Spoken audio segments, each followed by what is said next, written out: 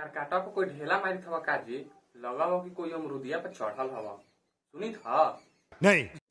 हम कही थे कि अमरूद कटवा दे। अच्छा तो तूहे जी। ना मना करवा दे ले। अब क्या रोज करकट पर ढेला मारे थे तो रोज हम लड़ाई करी ना सबसे। बात तो सही है। अब कटवाइए देवे करम जाके देख के हो जा। तो जानो तू जी हम मेहरो के जे हिसाब से देखा कि कौन है के ना है। ये बड़ी अच्छी बात कही। अरे तो जाके देख ना तू अरिया पसे के है।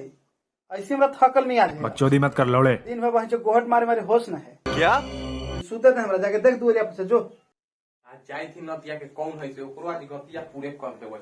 चलो भाई देखो अब मैं क्या करता।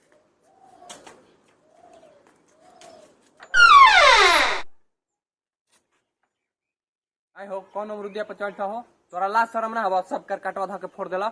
आई वाह हम तोरा अमरूद पर चढ़ा दीवा हैं क्यों क्या हुई खाए वाला चीज हले भौजी खा गेले तो का हो गेल बा जाते खिसिया बना तो अमरूदिया छोड़ के तोरे पर चढ़ जेबू फिर। क्या बक रहे हो मादरचोद?